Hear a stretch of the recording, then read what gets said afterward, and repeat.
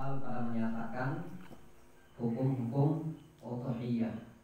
Udhiyah sini itu bahasa lain dengan kurban. Bidhamil hamzati fil ashhuri, itu dengan dhammah hamzahnya, itu menurut pendapat yang masyhur, sehingga dia dibaca udhiyah bukan udhiyah. Adapun dalam Al-Qur'an dibaca wadduha, itu asal katanya udhiyah. Wa hiya ismul lima yudbahu minan ni'ami yauma idil nahri. Yaitu nama bagi sembelihan yang dari binatang yang disembelih pada hari raya Idul Adha. Yang pengarang Adha sebenarnya Idul Kurban juga nama lainnya. Wa ayyamut tasyriqi taqarruban ila Allah Ta'ala, dan bisa juga disembelih pada hari tasyrik, itu sebagai bentuk cara mendekatkan diri kepada Allah Subhanahu wa Ta'ala. Jadi berkorban sini adalah wasilah atau cara mendekatkan diri kepada Allah Subhanahu wa Ta'ala. Kemudian yang kedua itu dari sisi pengertian. Maka arti larangan udhiyah atau kurban sini adalah nama bagi binatang yang disembelih pada hari raya Idul Adha atau pada hari-hari tasyrik. Hari tasyrik itu mulai dari tanggal 11, 12 sampai dengan tanggal 13. Nah, itu dinamakan hari tasyrik, sementara tanggal 10 itu dinamakan hari nahar. Hari nahar. Dan tanggal 9 dinamakan Yaumul Arafah. Nah, hari Arafah. Sementara tanggal baru tarani ya hari Arafah, hari nahar, dan ya hari tasyrik.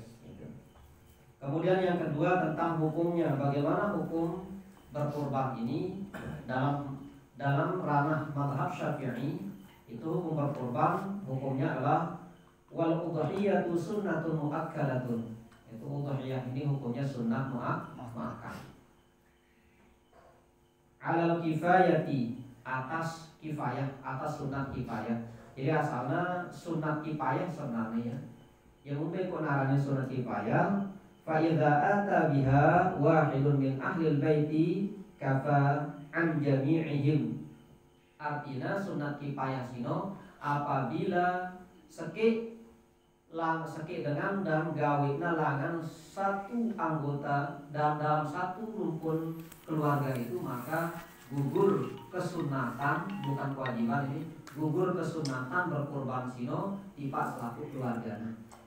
Misalnya tiang memberi keluarga 4 anak yang 2 sehingga sakit, cukup tiang berkorban, maka gugur kesunatan anaknya barang.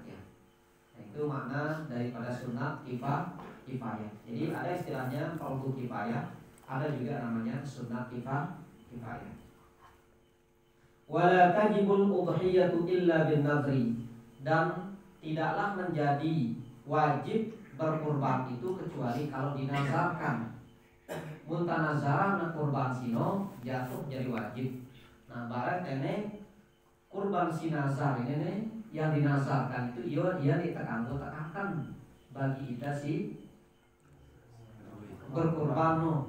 Tapi arak dan ulama ngangguangna, pira ngangguangna hanya lukmatan. Apa arti lukmatan? Sesuatu. Jadi kanggo lebih tolong kan. Nah, adapun kalau korban sunat, nanti korban sunat ini batas paling banyak itu 1/4. Tapi kalau menurut Imam Nawawi itu 2/3. Tapi menurut Imam Ibnu Hajar Al-Haytami dalam kitab Tuhfatul Muhtaj itu dia 1/3. Nah, jadi tidak sampai sepukah mulai maka korban sepukah lebar boleh. Nah, ini coba mereka repotnya nih. Nah, jadi korban sini tidak menjadi wajib kecuali dinazarkan, karena memang hukum asal daripada berkorban itu hukumnya sunnah. Nah, kalau dia dinazarkan maka dia akan menjadi wajib. Nah, Nah, dia akan menjadi wajib. Nanti muncul di sini pertanyaan, jikalau misalnya kurban nazar sini atau kurban wajib sini lewat batas lewat batas waktu, itu dia sempat nyembelihnya pada tanggal 10 bulan Zulhijjah, dia sempat masih nyembelihnya di hari-hari tasyrik, itu tanggal 11, 12, 13. Maka sementara saat ini kita masih bernazar, terus pirang tadi sembelih sembelihan sini padahal nazar sini hukumnya wajib. Kapan disembelih? Maka ulama mengatakan boleh disembelih di luar bulan Zulhijjah karena sifatnya qadha.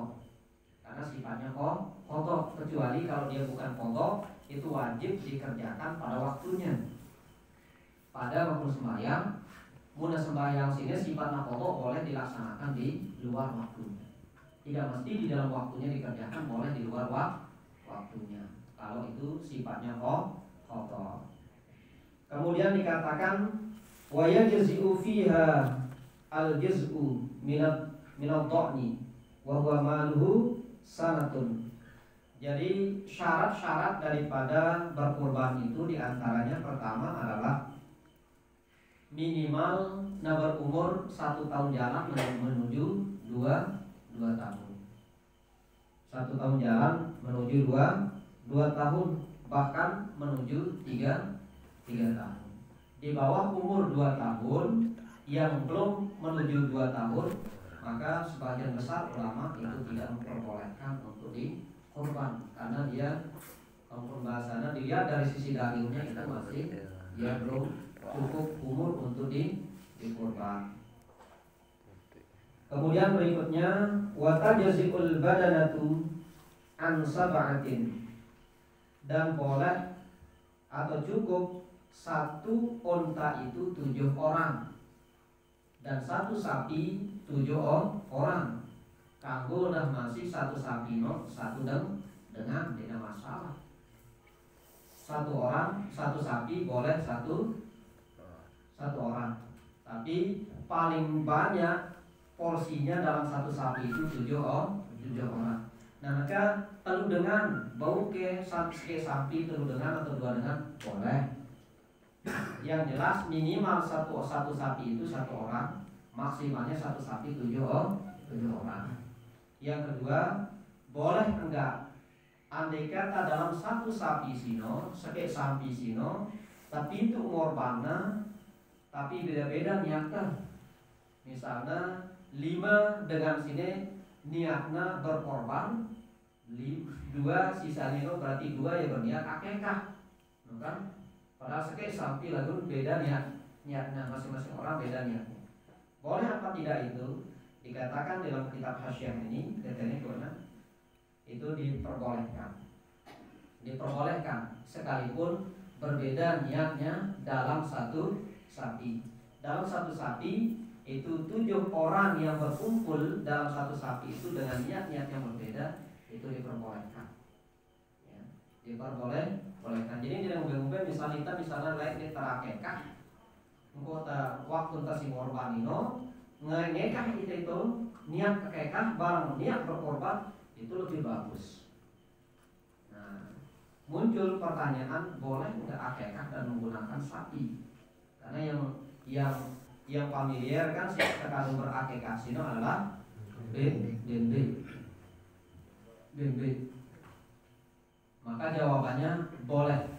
Yang menemukan hanya 1 hadis, tapi mungkin ada hadis-hadis yang lain dalam kitab-kitab kutubus sittah, 7 kitab ahli hadis itu, 6 kitab ulama-ulama hadis itu, cuma 1 yang temukan. Itu mungkin ada kitab-kitab lain sini imam yang daib hadisnya, hanya saja cuma sedikit si berut yang daib si berhubungan tentang masalah kebolehan berakekah dengan menggunakan selain daripada kambing. Kanggo tangan unta, kanggo tangan sapi tidak masalah. Kanggo tangan unta, kanggo tangan sapi. Bahkan menurut pendapat yang lebih ekstrim, kanggo tengorban ngadu manuk. Wah itu dengar ya. Kanggo tengorban ngadu manuk, tapi tidak sembarangan orang yang diperbolehkan berkorban dengan menggunakan ayam. Siapa itu? itu diperuntukkan bagi orang yang memang berniat untuk berkorban namun tidak mampu-mampu. Dia ini mampu-mampu. Ukurannya ya entah manuk mampuna. Tapi ini pendapat Abdullah ibnu Abbas. Pendapat Abdullah ibnu Abbas. Ini pendapatnya. Ini ada kitab Masyiahnya. Ini pendapat Abdullah ibnu Abbas. Itu memperbolehkan untuk berkurban dengan menggunakan ayam, bahkan boleh menggunakan bebek. Boleh menggunakan bebek. Ini menurut Abdullah ibnu Abbas. Dikatakan wa ali bin Abbasin annahu yakfi iraqatid dam walau min dujaj. Dari Ibnu Abbas, sesungguhnya sudah mencukupi untuk mengucurkan darah yang berasal dari darah ayam. Dujaj itu artinya anak ayam, dia mengucurkan darah dari darah ayam. Tapi ini diperuntukkan bagi orang yang ukuran darah sekali jama gin mampu lagi berkorban dari sapi berbeda kan. Namun kemilikannya dia untuk baru luar biasa milihnya. Nah itu kebolehannya. Tapi nanti lebih panjang kita nanti didiskusi ya. Nanti bisa kita diskusi lebih panjang tentang masalah yang lain. Kemudian berikutnya tingkat keabdolan, urutan abdol hewan-hewan sifat kurbanan itu dikatakan wa afdalu anwa'il udhiyati, dan yang paling abdol jenis-jenis binatang yang dikurbankan yang pertama adalah al-ibilu, yaitu unta, dia paling abdol. Kemudian tumal baqar, baru sapi. Tumal ghanam, baru bebek atau domba. Nah, ada ulama yang mengatakan juga bagaimana hukum berkurban dengan menggunakan kuo. Apa bahasanya apa? Kau. Nah, bahasa baginya kayak kuo. Bahkan ada manusia anak bahaya tidak kebo kan. Bagaimana hukumnya? Ini diperincikan hukumnya. Kalau menurut mazhab Syafi'i itu diperbolehkan berkurban dengan menggunakan kuo atau kau. Diperbolehkan. Tapi dalam mazhab Hanafi itu dimakruhkan. Karena kebanyakan kau ini sering digunakan sebagai alat transportasi. Alasannya karena sering digunakan sebagai alat transportasi. Kadu-kadu ngangkut padati kan, kadu-kaduna cikar. Itu alasannya Imam Hanafi. Nah, namun Imam Hambali itu lebih memilih pendapat yang sama dengan Imam Syafi'i, itu diperbolehkan untuk berkurban dengan menggunakan kau atau kubu. Ya. Nah itu urutan afdolnya ya. Nah, urutan afdolnya. Adapun beberapa syarat-syarat binatang yang terkadu berkorban, di antaranya yang pertama adalah al-awraqul bain, ay az-zahiru 'auruha. Artinya si ndekna cacat. Apa ndekna cacat? Mohon maaf, matana. Mumbe yang ukuran cacatna munan nyata kecacatan dalam matana itu tidak mencukupi syarat untuk dikurban. Tapi kalau sekalipun cacat matana mudik dan penghitan nyata cacat nasino, itu tidak masalah digunakan untuk berkurban. Yang bermasalah itu apabila nyata kecacatannya atau aib daripada hewan kurban ini. Kemudian yang kedua adalah al-arja, yaitu dia pincang, tempang. Nah, tempang nasine dikatakan juga sekalipun waktu tesimbelina sampai sini dia tempang. Lalu waktu tesigin waktu terbelecang itu ngamuk ngasa yang polak pincang, maka sebagian besar ulama juga itu tidak memperbolehkan. Padahal sehat awalnya kan sampai tapi ternyata itu belecang ngamuk ngasa sampai polak maka itu tidak mencukupi untuk dikorbankan. Nah kadang-kadang muntasi korban sampai ini awal tentang korban sini waktu nyembelihnya kok beratnya, terutama waktu nggak sembelecangnya, maka nanti muncul permasalahan kira-kira andai kata tabius sapi lebih aman andai kata tabiusnya engkau tersembelihnya hukum 4 ulangan sapi si tersembelih dengan cara dibius. Nah parah kemarin diskusi diambil. Tapi sebagai gambaran umum, jikalau sapi itu mati dengan biusan itu, artinya lebih besar pengaruh bius itu ketimbang pengaruh gorokan itu, maka hukumnya karena tidak ada hayatul mustaqirroh di sana. Apa arti hayatul mustaqirroh? Siaran hayatul mustaqirroh, hayat atau hidup ya binatang sino sendik teman nyembelihnya, ukuran hidupnya bau yang jetak dengan cara normal, tahu yang ngeraus cara binatang, kan kita ngeraus manusia nih, ngeraus binatang, kemudian tahu yang bergerak dan segalanya. Nah, mudah ngeno ketimana biusnya ukuran untuk tersembelih ada masalah, itu namanya hayatul mustaqirroh. Ada namanya hayatul mustamirroh. Yang namanya hayatul mustamirroh ukurannya ketika kita sembelih lagi mati. Nah, ketika kita sembelih yang ukurannya lagi mati. Mana contohnya seperti ayam yang ditabrak, mobil serpak tersembelih, padahal mau lagi mati ketika disembelih nanti karing-karing beberapa menit mati nawa serpak tersembelih apa kata tuna mubazir misalnya, maka jatuh hukumnya bangkit. Ini bau dekat karena itu dinamakan hayatul mustamir. Kemudian yang ketiga ada namanya hayatul madhbuh. Hayatul madhbuh. Siaran hayatul madhbuh sino adalah kehidupan yang masih ada ketika disembelih. Nah, ukuran sino waktu entah si nyembelih keras pangkokannya. Biasanya belitik ya kan, sembelih keras belitik karena barang mengucur darahnya. Berarti itu hayatul madhbuh. Maka kalau dia mati ya halal dikatakan karena itu matinya dengan sebab disembelih. Yang tidak boleh itu mati dengan sebab sesuatu yang lain, bukan dengan sebab sembelihan itu dinamakan hayatul mustamir. Dan daun ini mohon maaf ini waktu kita sembelih muncul bareng ini mumbai hukum tenakat lagi jadi nanti biasa kan. Nah ini polong-polong sampai Manggalan tukang sembelih. Manggalan ini polong-polong soalnya kira ngadu ilmu magic dah kadang-kadang kan. Nah, siang kita sering yang siang lagi ngadu ngira-ngira baturna. Bakat-bakat yang milih belum sampai. Nah, bakat-bakat kira ngasih baturna kan bahasa kasar.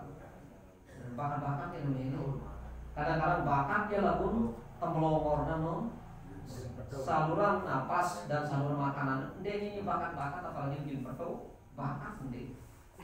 Nah, maka di sini boleh nanti kita mengangkat pisau dan ngeras sana. Boleh. Nah, cuma nanti jarak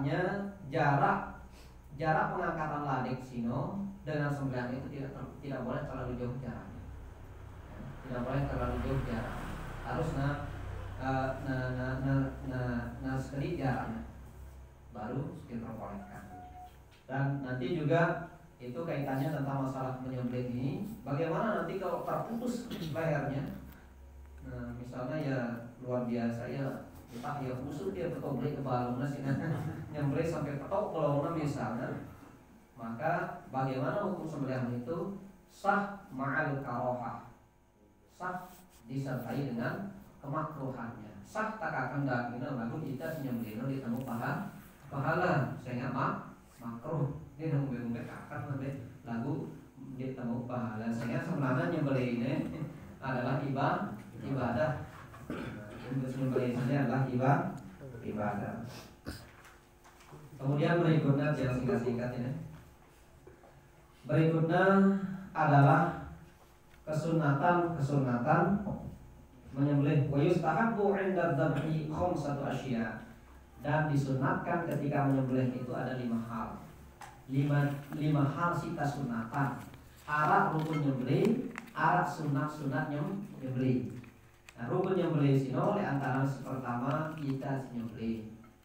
Si kedua binatang si tasbih. Si kedua alat si takadu nyembelih. Si keempat ino napato kulkum balam arina. Jalur keluar masuknya napas dan jalur keluar masuknya makanan. Petuk saluran napasnya makanannya masih dinasah. Atau sebaliknya petuk saluran makanan napasnya saluran napas masih dinasah. Harus petuk.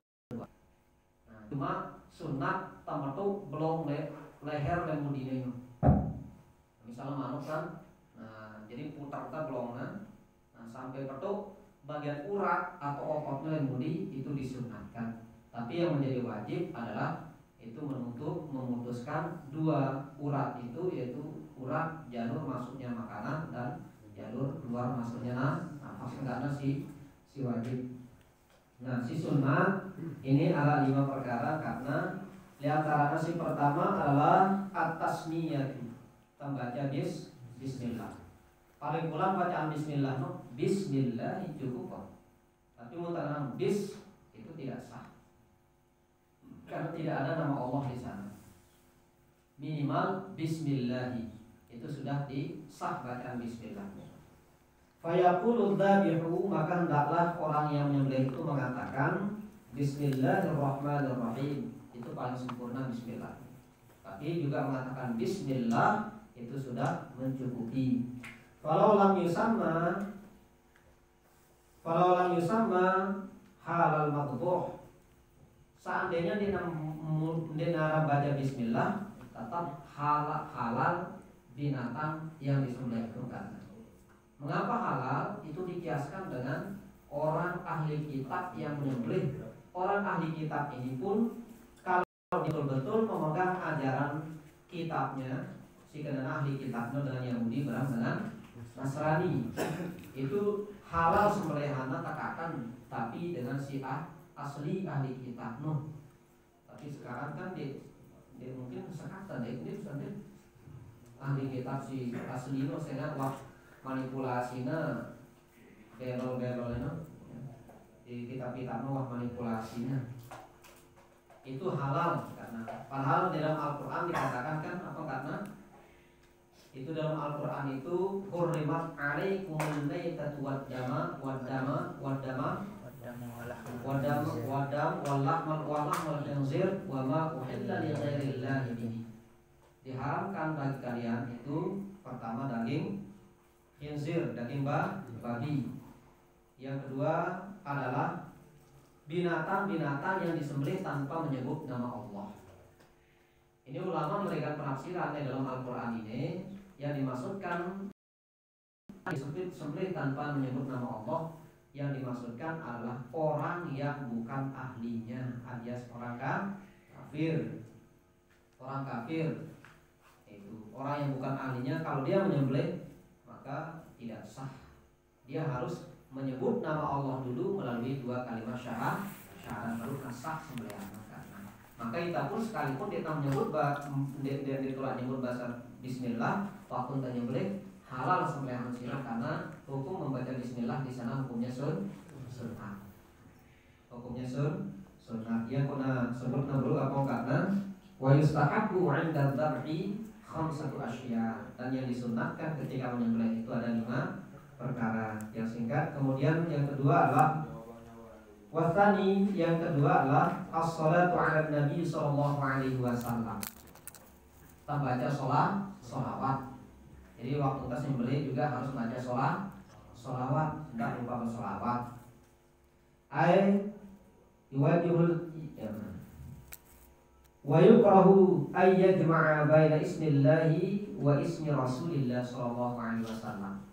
dimakruhkan itu menyatukan nama Allah dengan menyatukan nama Allah dengan nama baginda Rasulullah Shallallahu Alaihi Wasallam di dalam bersolawat ini waktu menyembelih. Misalnya Allahumma sholli wa sallim wa barik ala sayyidina Muhammadin, Allah misalnya kata itu dimakruhkan kan.